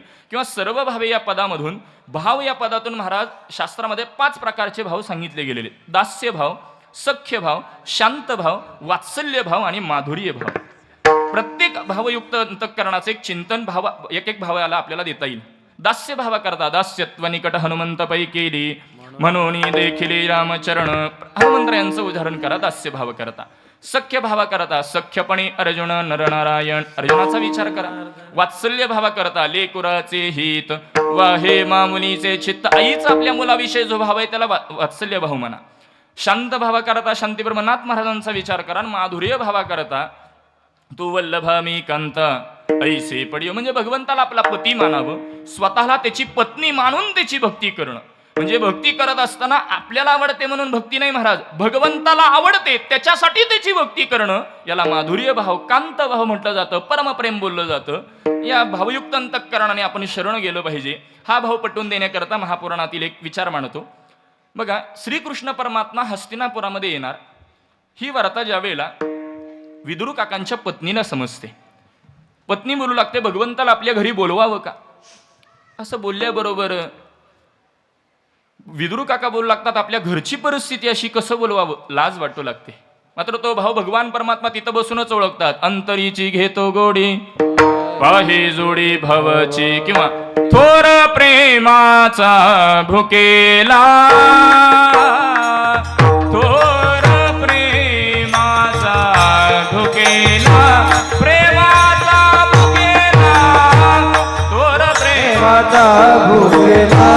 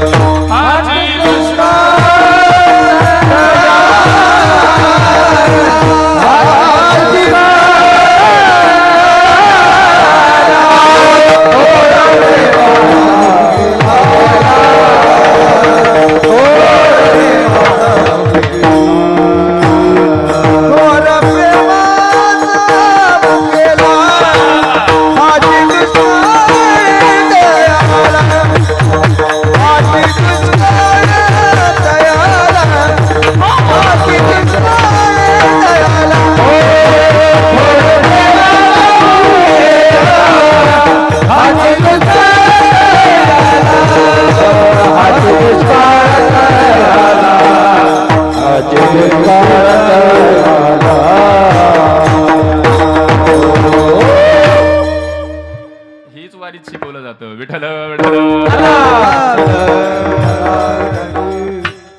थोर प्रेमाचा भुकेला. महाराज वारीमध्ये 20 दिवस केवळ चाललं, न शिकता चालीपाठ होतात ज्ञानोबरायांच्या कृपे. न शिकता केवळ सोहळ्यात दिंडीत श्रवणाचा आनंद घ्यायचा, तळावर काकड्याचा जागराचा आनंद घ्यायचा, कीर्तनाचा आनंद. न शिकता ज्ञानोबराय कृपा करतात महाराज. फक्त आपल्याकडं अंतःकरणामध्ये तो भाव असणं गरजेचं आहे. असो तो भावच पटवून द्यायचा आहे, माधुर्य भाव. विदुर काकांचा विचार चालू आहे. विदुर काका बोलू लागतात, कसं बोलवावं. भगवान परमात्मा तो भाव ओळखतायत. हस्तिनापुरामध्ये आलेले आहेत. संपूर्ण हस्तिनापुरामध्ये भगवंताला पाहण्याकरता गर्दी आहे. स्वागत सन्मानाकरता सगळी मंडळी सज्ज आहेत आणि भगवंताला पाहण्याकरता गर्दी आहे. त्या गर्दीमध्ये विदुर काका देखील आहेत. भगवंताला पाहावं म्हणून आलेली विदुर काका श्रीकृष्ण परमात्म्याच्या कृपा कटाक्षामध्ये येतात. स्वतःला कृतार्थ समजू लागतात. घरी परततात. घरी आल्याबरोबर विदुर काकांच्या चेहऱ्यावरील ते स्मित हास्य आणि तेज पाहून विदुर पत्नी विदुर काकांना बोलू लागते, नक्कीच भगवंताला पाहिलेलं दिसतंय. त्यावेळेला विदुर काकांचे उद्गार आहेत, मी भगवंताला पाहिलं का हे मला माहित नाही, मात्र भगवंताने मला पाहिलं याचा मला जास्त आनंद आहे. आणि म्हणून दोघंही भजनामध्ये काळ व्यतीत करू लागतात. इकडं स्वागत सन्मान यथोचित असं संपन्न होतं. भगवान परमात्मा उद्धवजींना सांगतात, आपल्याला भूक लागली आहे, जरा नगरात जाऊन येऊ. धृतराष्ट्राच्या कानावर शब्द पडल्यावर धृतराष्ट्र बोलतो, तुमच्याकरता पंचपक्वान इथं तयार आहे, नगरात कोणाकडे जाता. परमात्मा बोलतात, तुम्ही केवळ स्वागत सन्मानाचं आमंत्रण दिलं होतं, भोजनाचं दिलं नाही. त्यामुळे तुमच्याकडे भोजनाला मी येऊ शकत नाही. आणि आमंत्रणाशिवाय मोठ्या व्यक्तीने कुठेही जाऊ नये, नाही तर अपमान होण्याची शक्यता असते. भगवंताने निर्देश केला, मात्र परमार्थाकडे येताना आमंत्रणाची वाट पाहुणी हे तितकंच खरं आहे. भगवान परमात्मा बोलतात, बरं धृतराष्ट्र बोलू लागतात, नगरातून इतर कोणाचं आमंत्रण आहे का.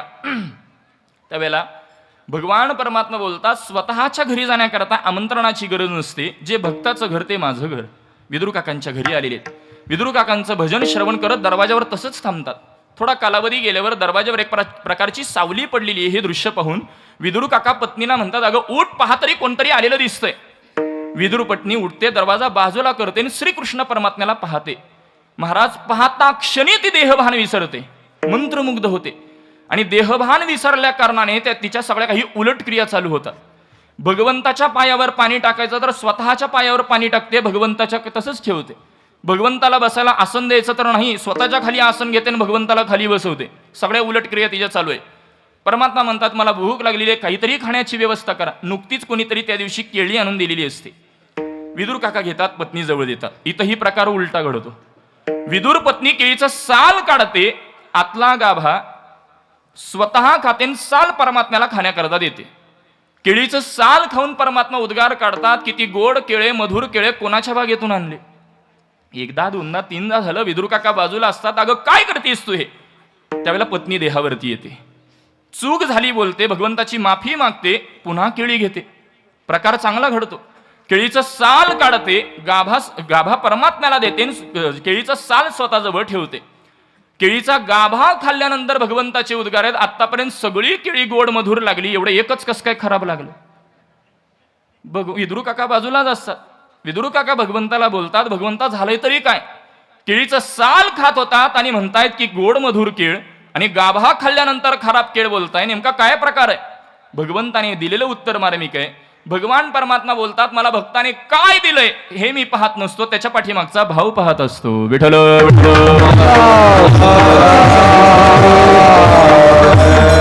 त्याच्याकरता त्याच्यावर प्रेम करणं, त्याच्याकरता त्याची भक्ती करणं, याला परमप्रेम परमप्रेम बोलतात. नव्हे नव्हे प्रेम असतो प्रथमावस्था भाव. याचा विचार आणखी मोठा विचार आपल्याला करता येईल. तो भाव आपल्या अंतःकरणामध्ये निर्माण झाला पाहिजे. नवे नवे त्याला तर भाविक बोलतात. नामदेवरायांनी 2 निर्देश केलेले पहा. अहंकाराचा वारा न लागो राजसा, माझी या विष्णुदासान भाविक असे. म्हणजे विष्णुदास वेगळे आणि भाविक वेगळे. विष्णुदास कोणाला म्हणावं माझा मूळचा तो विचार नसल्यामुळे विस्तार करत नाही, मात्र भाविक पद माझ्यासाठी महत्वाचं आहे. भाविक कोणाला म्हणावं याच्या शास्त्रामध्ये 9 लक्षणं आहेत. शांती, अव्यर्थ कालत्वम, विरक्ती, मानशून्यता, आशाबंध, समत्कंठा, नामगावे सदा रुची, असत्य तदगुणाख्याने प्रीती तदा वसती स्थले. या 9 लक्षणांना जो युक्त आहे त्याला भाविक म्हणा. आता याचा विस्तार म्हणजे इथून 2 तास वेळ संपलेली आहे. या 9 लक्षणाने जो युक्त आहे त्याला भाविक म्हणा. असा भाविक शरण गेल्यानंतर परम प्रयोजन तो कोबराय बोलतात, तो हा उतरेल पार भवदुस्तर नदीचा. मायारूपी भवसागर तरुण जाणं अत्यंत कठीण आहे. भगवान परमात्मा स्वतः सांगतात, दैविहेशा गुणमयी मम माया दुरत्तया मामे वय प्रपद्यन्ते मायामेतां तरन्ति ते. किंवा भगवद्गीता 15व्या अध्यायामध्ये बोलते, तेषामहं समुद्धरता मृत्यू संसार सागरात भवामि न चिरात पार्थ मय्यावेशित चेतसाम. मायारूपी भवसागर तरुण जाणं अत्यंत कठीण आहे. नवे नवे माया माया म्हणजे तरी काय, अघटित घटनापटी शीती माया. आहे ते झाकते, नको ते दाखवते, याला माया बोलतात. पटवून देऊ का महाराज, मायेचं ट्रेलर प्रत्येकाच्या घरात असतं म्हणून 8:30च्या कीर्तनाला आपण 9:30 वाजता येतो. समजलं का? माया कठीण आहे महाराज, दुस्तर आहे तरुणानं. मात्र भगवंताला शरण गेल्यानंतर नवे नवे म्हणून तर भगवंताला माधव नाव आलेलं आहे. मा अधिक धव बरोबर माधव, मा नाम मायान धवनाम पती. त्याला जर आपण शरण गेलो तर त्याची माया काहीही करू शकत नाही. म्हणून त्याला शरण गेल्यानंतर आपण पहिलं तीराकडे पोहोचतो. याच्याकरता एक रामायणातला प्रसंग पाहून सेवेला पूर्णविराम देतो. माझा काही तितका अभ्यास नाही आता महाराजांसमोर रामायणातला विचार मांडावा, परंतु एक अल्पसा प्रयत्न.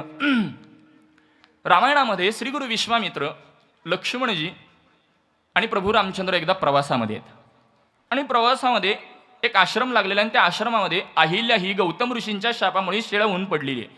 म्हणजे स्त्रीचा तो दगड झालेला असतो शापामुळे. श्री गुरु विश्वामित्र प्रभू रामचंद्रांना बोलतात, तुम्ही हिचा उद्धार करा. कसा उद्धार करावा? त्यावेळेला श्री गुरु विश्वामित्र बोलतात, प्रभू रामचंद्रांच्या पायाची धूळ फक्त आपण जर त्याच्यावर टाकली, त्या शिळेवर टाकली तर ती दगडाची स्त्री बनेल. प्रयोग करतात, लांबूनच फक्त ती धूळ त्या शिळेवर टाकतात, दगडावर टाकतात, तर दगडाची पुन्हा म्हणजे शिळेची पुन्हा स्त्री बनलेली आहे. मोठा चरित्र भाग आहे. तसाच पुढे हे सगळे प्रवास चालू ठेवतात. पुन्हा प्रवासामध्ये एकदा नदी आलेली आहे. आता नदीतून या तीरावरून पलीकडच्या तीरावर म्हणजे नावाड्याचा शोध घ्यायला हवा. लक्ष म्हणजे इकडे इकडे नावाड्याचा शोध घेऊ लागतात. एक नावाडी निदर्शनास येतो. नावाड्याला जवळ जाऊन विचारणा करतात, आम्हाला पलीकडच्या तीरावर जायचंय, सोडाल का? तो म्हणतो, सोडतो, मात्र तुमचा सुरुवातीला परिचय द्या. लक्ष म्हणजे बोलू लागतात, हे आमचे श्री गुरु विश्वामित्र आहेत. हे अयोध्येचे राजे दशरथ पुत्र प्रभू रामचंद्र आणि मी यांचा बंधू लक्ष्मण आहे. नावाडी बोलतो, लक्ष्मण म्हणजे तुम्ही आणि श्री गुरु विश्वामित्र माझ्या नावेत बसा. मी तुम्हाला पलीकडच्या तीरावर सोडतो, मात्र प्रभू रामचंद्रांना मी काही माझ्या नावेत बसू देऊ शकत नाही. प्रभू रामचंद्र बाजूलाच असतं. अरे असा मी काय गुन्हा केला की तुझ्या नावेत बसू शकत नाही? त्यावेळेला नावाडी बोलतो, प्रभू तुमची ख्याती अशी ऐकली आहे, तुमच्या चरणाच्या धुळीपासून जर दगडाची स्त्री बनते आणि ती जर धूळ माझ्या नावेला लागली, एका स्त्रीचं पोट भागवण्याकरता नाव चालवतो, परत दोन दोन कुठं सांभाळू? परमात्मा बोलतात, अरे त्याच्यावर काहीतरी उपाय सांग. तो नावाडी बोलतो, प्रभू तुमचे पाय स्वच्छ करू द्या, मग माझ्या नावेत बसायला हरकत नाही. प्रभू परवानगी देतात. घरी जातो, पाठ चौरंग काहीतरी घेऊन येतो आणि प्रभू रामचंद्रांना त्याच्यावर उभं करतो. मला सांगा, त्या पाठ चौरंगाची स्त्री झाली नसती का? त्याच्या अंतःकरणामध्ये एकच भाव होता, या पाद्यपूजनाच्या निमित्ताने का होईना भगवंताला शरण जाता आलं पाहिजे म्हणून केलेलं एक निमित्त होतं. पाय स्वच्छ करतो. प्रभू रामचंद्र खाली उतरू लागतात. उतरू नका, पुन्हा धूळ लागली तर, म्हणून प्रभू रामचंद्रांना खांद्यावरती विराजमान करून नाभेमध्ये बसवतो. नाव हाकत हाकत हाकत पहिलं तीराकडे नेतो. श्री गुरु विश्वामित्र, लक्ष्मणजी, प्रभू रामचंद्र खाली उतरतात. मात्र प्रभू रामचंद्र हातातली अंगठी काढतात आणि त्याला बोलू लागतात, हा तुझ्या कामाचा मोबदला. नावाडी बोलतो, प्रभू सगळ्या जगताचे नियम ठरवणारे तुम्ही, व्यवहारातला साधा नियम लक्षात राहत नाही. प्रभू म्हणतात, अरे कोणत्या नियमाचा मला विसर पडला? नावाडी बोलू लागतो, प्रभू एकाच व्यवसायातल्या लोकांनी आपापसात व्यवहार करायचा नसतो, हा व्यवहारातला नियम आहे. मला सांगा, डॉक्टरांकडून फी घेतात का? आम्ही वकील लोक दुसऱ्या वकिलाकडनं फी घेतो का? बरं परिचयाचं बोलू, कंडक्टर दुसऱ्या कंडक्टरचं तिकीट घेतात का? बरं कीर्तनकार, ते काय मला माहित नाही.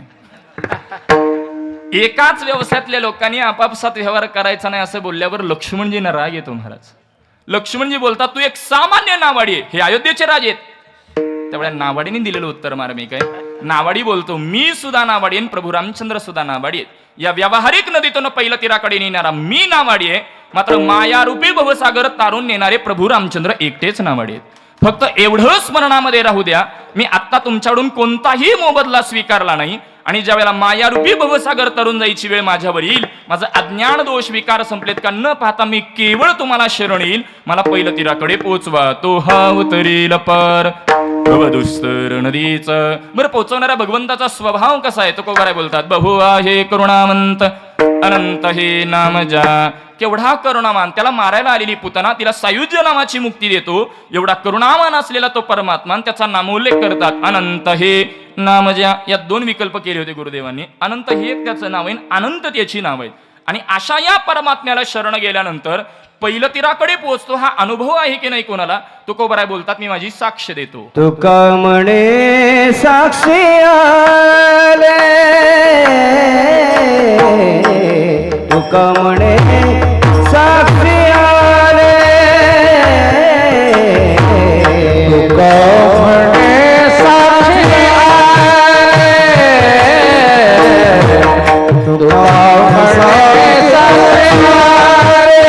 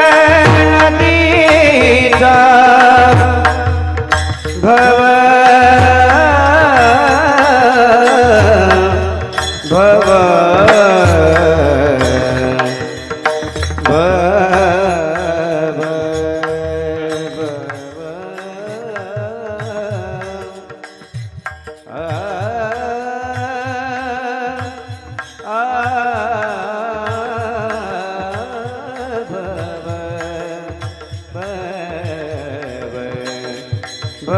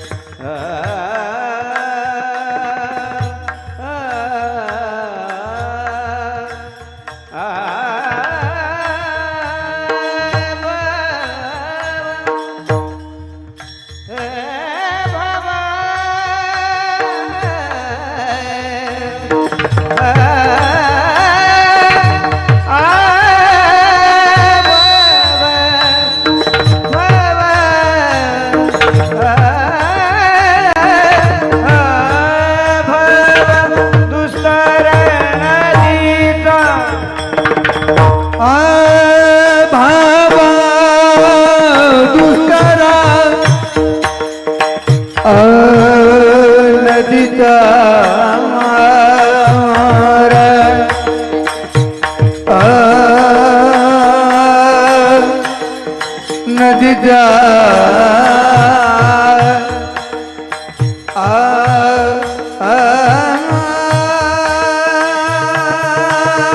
नदीचा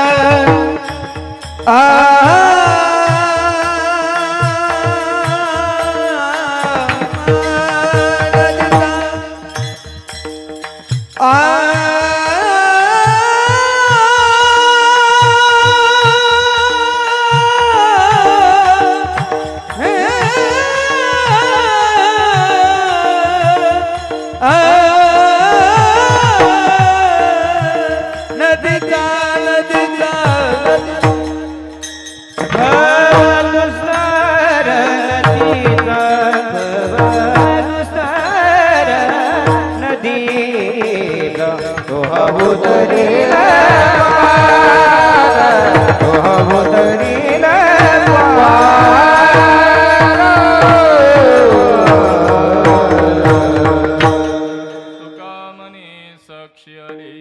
तरी केले प्रगट तो हा उतरील पार भवदुस्तर नदीचा तुकोबाराय बोलतात. मी माझी साक्ष देतो. आमच्या कायद्याच्या भाषेत त्याला आय विटनेस बोलतात. माझी साक्ष देतो की या परमात्म्याला शरण गेल्यानंतर आपण निर्विवाद पहिल्या तीराकडे पोहोचू. आणि म्हणून अभंगाचं सार इतकंच आहे, सुंदर असा नरदेह मिळाला, विषयांना विकारांना शरण जाऊन व्यर्थ खर्च करण्यापेक्षा भगवंताची शरणागती पत्करावी. भगवंताला शरण जाणं म्हणजे या देहावरती जिवंतपणे तुळशी पत्र ठेवणं, तुळशीची माळ परिधान करणं, पंढरीची वारी स्वीकारणं, मुखामध्ये नामचिंतन त्याचं अखंड ठेवणं म्हणजे भगवंताला शरण जाणं. आणि ज्ञानोबराय तुकोबाराय आदी संतांच्या हाताला धरल्याशिवाय आपण भगवंताला शरण जाऊ शकत नाही. म्हणून ज्ञानोबरायांची ज्ञानेश्वरी नित्य वाचनात ठेवणं म्हणजे ज्ञानोबरायांच्या हाताला धरून भगवंताला शरण जाणं. नाथांचं भागवत, तुकोबारायांचा गाथा आदी संत महात्म्य, संत वाङ्मय आपण ते नित्य वाचनामध्ये ठेवणं म्हणजे साधू संतांच्या हाताला धरून भगवंताला शरण जाणं. आणि ती शरणागती प्रत्येकाने पत्करलीच पाहिजे. हे अभंगाचं सार आहे. झालेली सेवा तुम्हा सर्व श्रोतृबंधांच्या चरणी, ज्ञानोबराय तुकोबारायांच्या चरणी, मी ज्या फड परंपरेमध्ये साधू कुळामध्ये जन्मलो श्री गुरु आंबेकर उर्फ आजरेकर फड परंपरेच्या चरणी सेवा सुपूर्त करतो. चालू असलेल्या नाम महोत्सवामध्ये तसं पाहायला गेलं आजचा दुसरा दिवस आहे असं मला तरी वाटत नाही, कारण कुठंच बसायला जागा शिल्लक नाही. आपल्या गावातील एक भरभरून असलेलं या उत्सवावरती प्रेम आणि या प्रेमाचे प्रेममूर्ती असणारे श्रद्धेय हरिभक्तीपरायण आदरणीय नामदेवजी महाराज लबडे यांच्या प्रेमातून, स्नेहातून आणि आज्ञेने ही कीर्तन सेवा माझ्यासारख्या एका सर्वसामान्याकडे सोपवण्यात आली. त्यांच्याकरता प्रेममूर्ती बरोबर आपण पद लावलेलं आहे. ज्या पद्धतीने भक्त शिरोमणी नामदेवरायांना भगवंताचे प्रेम भांडारी म्हटलं जातं आणि नामदेवरायांनाच म्हटलं जातं आणि त्यांचंही नाव नामदेवच आहे. अगदी मितभाषी, मोकळे मन रसाळवाणी या न्यायाने सगळ्यांशी अगदी मितभाषी असणारे आदरणीय नामदेव महाराज एक विशेष स्नेह आणि त्यांच्या आपुलकीतून ही सेवा माझ्यासारख्याकडे सोपवण्यात आली आणि आपल्या सर्वांच्या दर्शनाचा योग माझ्याकडे आला म्हणून त्यांच्याही चरणी वंदन करतो, सेवा सुपूर्त करतो. वास्तविक पंढरपुरामध्ये अनेक फड परंपरा आहेत. वास्तविक आत्ताच्या प्रवाहामध्ये महाराज एखादी नवीन परंपरा सुरुवात करायला, नवीन उत्सव सुरू करायला काही लागत नाही महाराज. मात्र चालत आलेली परंपरा त्याच निष्ठेने, श्रद्धेने, विवेकानं टिकवून ठेवणं आत्ताच्या प्रवाहामध्ये फार कठीण आहे. मग महिनाभराचे उत्सव आहेत. ज्या पद्धतीने ब्रह्मलीन सद्गुरू श्री रामभाऊ महाराज लबडे यांनी महिनाभराचा नामदेवरायांचा समाधी सोहळा चालू केलेला आहे. आज सगळ्यात आदरणीय नामदेव महाराज आणि दररोज एवढी व्यस्तता असून नामदेवरायांच्या तेवढ्या उत्सवामध्ये महिनाभर कुठंही जात नाहीत. गाथा भजनाचा विना स्वतःकडे आहे. महिनाभर ते नित्याने आपण दररोज कीर्तन, पंढरपुरातली परंपरेतली मंडळी असतील, बाहेरची मंडळी, दररोज एखाद्या गावाला सांगून ती सेवा देणं हा कष्टाचं काम आहे, फार कठीण आहे, परंतु ते हे जोपासतात फार निष्ठेने. म्हणून त्यांच्याही चरणी सद्गुरू श्री रामभाऊ महाराजांच्या चरणी ही सेवा सुपूर्त करतो. की माझं दुर्दैव की मी त्यांना पाहिलं नाही, परंतु आमच्या तीर्थरूपांकडून मी फार त्यांच्याबद्दल ऐकलेलं आहे. सद्गुरू श्री बंडातात्यांकडून मी त्यांच्याबद्दल फार ऐकलेलं आहे की भजन कसं असावं. ही जुन्या मंडळींनी ती भजनाची परंपरा टिकवून ठेवलेली आहे आणि त्यामध्ये अग्रगण्य नाव पंढरपुरामध्ये आदरणीय सद्गुरू श्री रामभाऊ महाराजांचं निघतं. त्या परंपरेतली आपण सर्व मंडळी आहात. म्हणून त्यांचे क्रमण करणं म्हणजे आपल्या सद्गुरुरायांच्या प्रती, सद्गुरुरायांच्या हाताला धरून भगवंताला शरण जाणं आहे आणि ही शरणागती प्रत्येकाने पत्करली पाहिजे. अभंगाचं सार आहे. या सेवेकरता आवर्जून उपस्थिती या परिसरातील किंवा महाराष्ट्रातील ही सर्व नामवंत गायक मंडळी, आमचे मौली महाराज तर आहेतच, अनिरुद्ध महाराज, आता दोन्ही अनिरुद्ध बरं दोघेही तिघांचंही गायन, इकडचे हे आदरणीय महाराज असतील, फार गोड गायन आहे. वारकरी संप्रदायाला धरून वाटचाल करणारी ही सर्व मंडळींनी आपल्या सेवेने आपलं नाव महाराष्ट्रापर्यंत त्यांनी पोहोच केलं. प्रसिद्धीने नाही, सेवेने पोहोच केलं, ही फार मोठी गोष्ट आहे आणि म्हणून त्यांनाही एक यथोचित असे धन्यवाद देतो. दोन्ही उत्कृष्ट वादक, मृदंगवादक आहेत. आम्हाला थोडं फड परंपरेत विलंबीची सवय, परंतु आपण सांभाळून घेतलं म्हणून आपल्यालाही धन्यवाद देतो. माईक सिस्टीम ही किरकिर नाही, कुरकुर नाही, त्यांची नाही, माईकची. माझी थोडी प्रकृती ठीक नव्हती, परंतु आपला सहजरित्या आपण तेवढा आवाज पोहोच केला, म्हणून आपल्यालाही धन्यवाद. आणि हे थेट प्रक्षेपण ज्यांना घर बसल्या पाहता यावं म्हणून संतांची भूमी असेल, आदरणीय दुसरं चॅनल असेल, यांनाही यथोचित असे धन्यवाद देतो.